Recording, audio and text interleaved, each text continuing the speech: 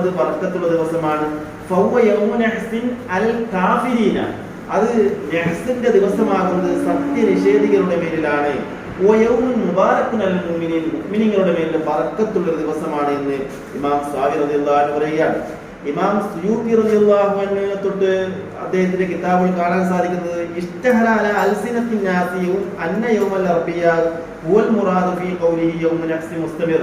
ഖുർആനിൽ സ്ഥിരമായ നെഹ്സുള്ള ദിവസമെന്ന് പറഞ്ഞതിന്റെ ഉദ്ദേശം അതൊരു ബുധനാഴ്ച ദിവസമാണ് എന്ന് പറയുകയും അങ്ങനെ ആ ബുധനാഴ്ച ദിവസമാണ് എന്ന് ജനങ്ങളുടെ നാവുകളുടെ ഇടയിൽ പ്രസിദ്ധമായിട്ടുണ്ട്. അതുകൊണ്ട് അവരൊരു അപലക്ഷണമായി കാണുന്നു ബുധനാഴ്ച ദിവസത്തിന്. ഇമാം സുയൂത്തി പറയുകയാണ് അത് മോശമായ പിഴവാണ്. കാരണം ഖുർആനിലുള്ള നെഹ്സുള്ള ദിവസങ്ങൾ എന്നാ പറയുന്നത്.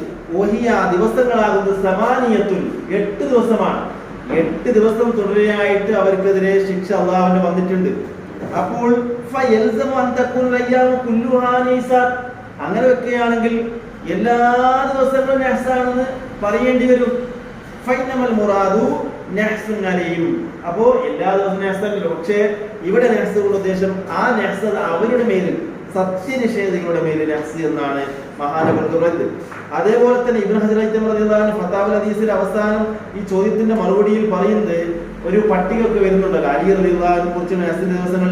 അതിനെക്കുറിച്ച് അദ്ദേഹം പറയുന്നത് ബാത്തിലുൻ കദിബുൻ ലാ അസ്ല ലഹു. അത് ബാത്തിലാണ്, നിരർത്ഥകമാണ്. കദിബൻ അത് കളവാണ്. ലാ അസ്ല ലഹു. ആ നെഹ്സിന്റെ പട്ടികയ്ക്ക് ഒരു അടിസ്ഥാനം തന്നെ ഇല്ല. ഫൽയഹ്സർ മിൻ ദാലിക. അതിനെത്തൊട്ട് എല്ലാവരും ജാഗ്രത പാലിക്കട്ടെ എന്നാണ് മഹാനായ ഇബ്നു ഹജർ റളിയല്ലാഹു അൻഹു പറയുന്നത്.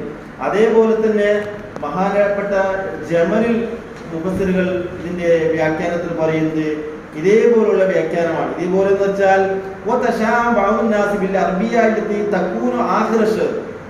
മാസത്തിന്റെ അവസാനത്തെ ബുധനാഴ്ച അത് ഒരു അപലക്ഷണമായിട്ട് ജനങ്ങൾ കാണുന്നുണ്ട്.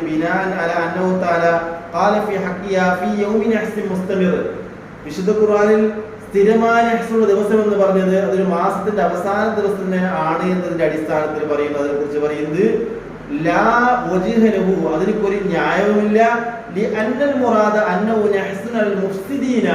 അത് ഫസാദ് ഉണ്ടാക്കുന്ന ആളുകളുടെ മേലാണ് നെഹ്സ് ബിമശിയത്തില്ല. അള്ളാഹുവിന്റെ ഉദ്ദേശം കൊണ്ട് അവരുടെ മേലാണ് നെഹ്സ് ഉണ്ടാകുന്നത്. ഇത് ലം യദ്ഹറ നെഹ്സുഹാ ഫി ഹഖി ഹൂദ്. ഹൂദ് നബിയുടെ കടമയിൽ ഭാഗത്തിൽ ആ നെഹ്സ് വെളിവായിട്ടില്ല. ഓമൻ ആമന ബിഹി. ഹൂദ് നബിയെ കൊണ്ട് വിശ്വസിച്ച ആളുകൾക്കും ആ നെഹ്സ് ഉണ്ടായിട്ടില്ല.